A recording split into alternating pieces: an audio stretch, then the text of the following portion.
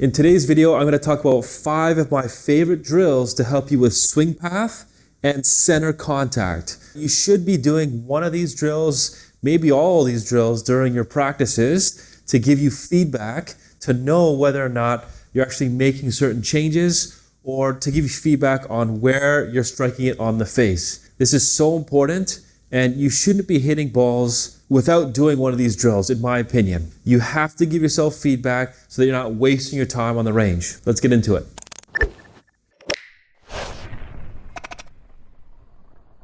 So drill number 1 will help give you feedback as to whether or not you're swinging the club into out or not. Okay, now I have a yoga block in my hand, and you don't have to use a yoga block, but I'm using this because it's a bit elevated off the ground, and that's really important. So I'd highly recommend, you can use any object really, a water bottle, a Kleenex box if you're not embarrassed on the range to use one, but something elevated is what I highly recommend. So I'll show you how to set that up. So for this, I'm gonna give you my point of view. So I have that yoga block down behind the ball, okay? And how to set it up is I've put that yoga block kind of a club head width kind of behind, and when I have my club set up behind that ball, the edge of that yoga block is literally almost right up against the toe of my club. If I were to make a swing and I were to come into the ball, I have to swing it either fairly neutral or a little bit to the on the inside, okay? If I swing anything, any amount over and across, I'll probably touch that yoga block. Okay, you can do this really slow. You can hit balls really slowly, but again, it's there to give you that physical form of feedback so that you know if you were to strike the ball without touching that yoga block, you've either come in very neutral or into out definitely. Okay, so this is just a visual or a point of view reference just so you guys know how to set it up.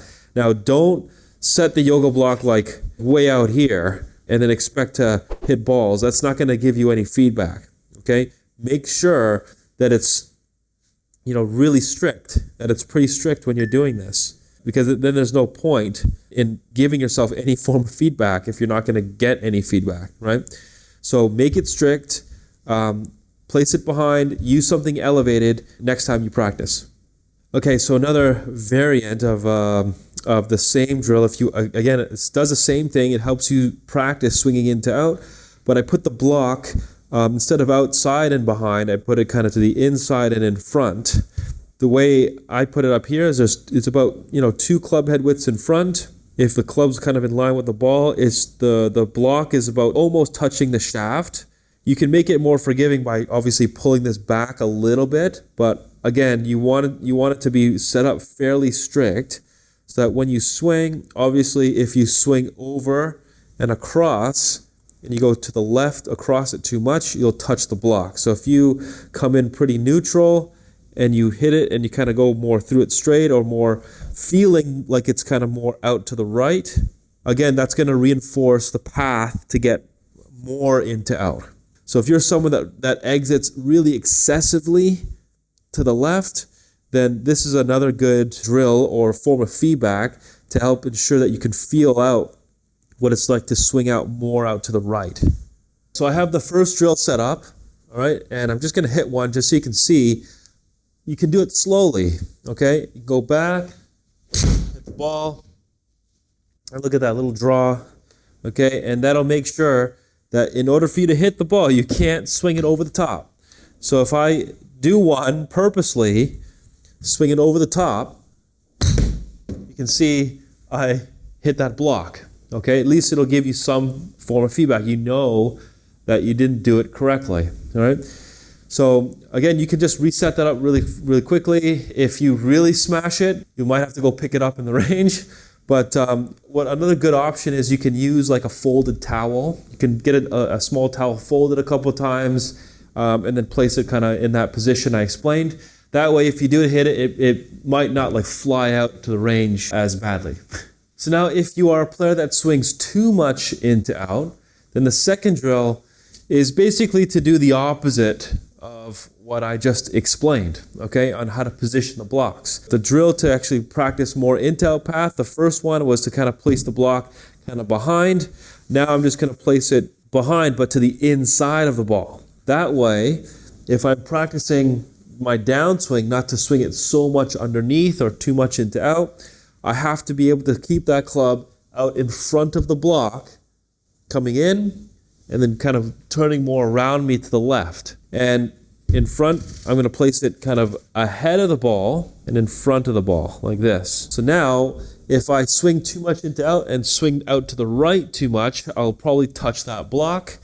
But if I were to swing and swing to the left or more around me and avoid touching that block, then it kind of does this, it'll encourage the path to be less into out.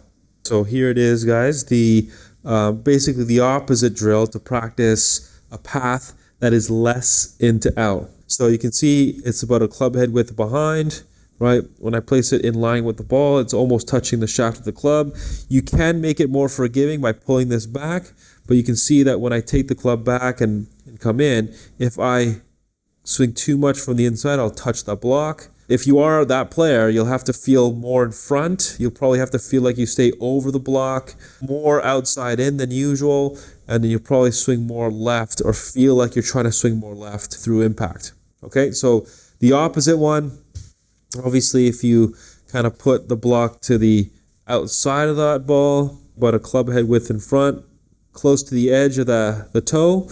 So if you swing too much from the inside, you'll obviously smack the block going through.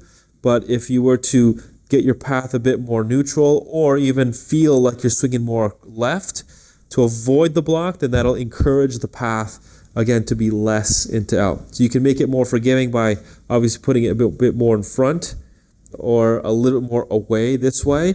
But again, I would make this pretty strict. If you are scared to hit it, then just do very light swings to start. Okay, so drill number 3 has to do with practicing your low point control or kind of where you're striking the ground. So I'm just using kind of like a band here, but you don't have to use this obviously. If you're on a grass range, you can put, some people put like a chalk line. You just need some kind of reference to know where you struck it or where you struck the ground after you hit the ball. Now in this case, if you're in a mat, I put the edge of the band here, about a club head width kind of behind the edge of that ball. So obviously if I go ahead and hit, if I strike that band, then I know that my lowest point was kind of too far behind. But if I'm able to hit that golf ball without touching the band, then I know that my low point is pretty good. I'm gonna go ahead and show you guys. You can make it more strict, you can make it less strict, depending on where you are with your practice. But again, I would try to do like maybe 10 in a row, or if you're hitting 10 shots, try to get at least 8 out of 10. That way you can feel confident knowing that you're hitting the ground in the right place. Just so you guys can see, I've set that up about a club head width kind of behind. So when you go to strike it, obviously you can do it really slowly, but maybe you can do a practice swing before you hit the ball, but you can maybe hear where you're striking the mat and kind of see. Right? You kind of see I'm able to strike that mat kind of just after that band. Okay, and then you can go really slowly and try to do it. Right? You can kind of see I hit that mat and successfully missed the band, okay? And after maybe doing it slowly a couple times, then you can go ahead and do it fast. So yeah, you can kind of see that I was able to strike the ground and kind of control where I'm kind of hitting the ground a little bit. But again, if I were to, say, do it slowly and hit the ground too early, then obviously I'll touch the band kind of like this. It's a great feedback tool, again, when you're practicing to see where you strike the ground, and also to, again, give yourself some feedback and to see whether or not the changes that you're trying to make are coming together during practice. So drill number 4, pretty simple this one, but again, I'm using the block. Now this is to practice where you're kind of striking on the face of the club. Now if you're someone that really heels the golf club a lot, okay, then this is a really good one for you to do. So I put the edge of the block just to the outside of the ball. Now, if I place that club right behind, it's very close to the edge of the toe, like very close. Now, obviously, if you're someone that heels the ball or hits the heel of the face, then you might overreach and kind of touch that block. Now, if you were to practice with that block there, then you'll have to really be conscious of swinging within the block, okay? And that's going to discourage you from hitting the heel. You'll probably want to feel like you're hitting more the toe. It's going to feel like that if you are that player that hits the heel all the time. Okay, so this is another very good drill to practice. You can do it very slowly, kind of like this, right? You kind of see I was able to strike the ball without touching the block.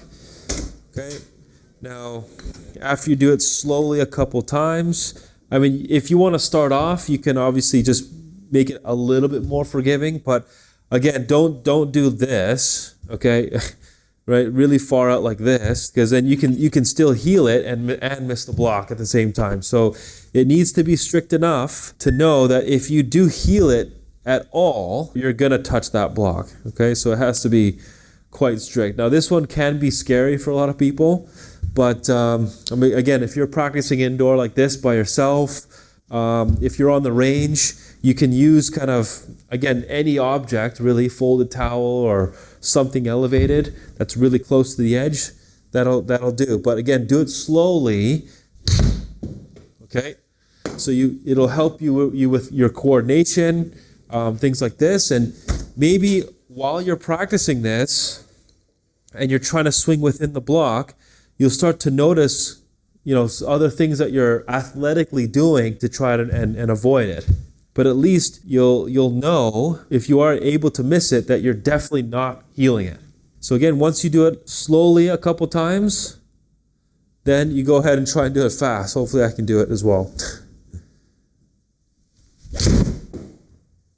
This is a great one to prevent you from heeling the club. And finally, the fifth drill that I really like, I've done personally myself, and some of my students here, is I've created a little bit of a gate. And this is to help practice your coordination with hitting the center of the face. Okay, so I've got the ball between two alignment sticks. I've made it very, very strict.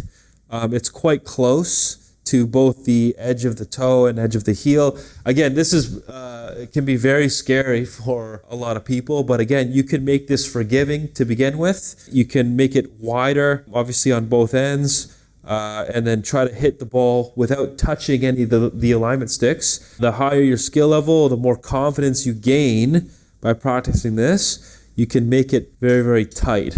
I used to practice this like as a junior. I think every time I went to go hit balls, I don't think there was a time where I didn't have this on the ground. So I was hitting balls for, a few hours or a few hundred balls with just through the gate like this, making sure that I'm always hitting the center.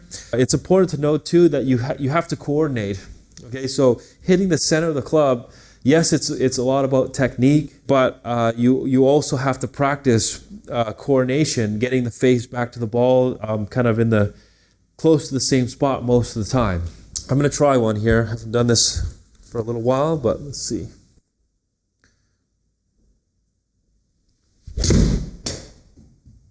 Now, if you can hit one without touching it, I mean, you're hitting dead center. Okay, so make it as forgiving as you want at the beginning. Make it more and more narrow over time, and eventually you're going to be able to hit the center of the face all the time. Thank you guys so much for watching. Now, if you have any questions about anything that I've talked about, you can leave a comment down below. If you are interested in online lessons with me, I will also leave a link to my profile on the Skillest app so you can see all the details.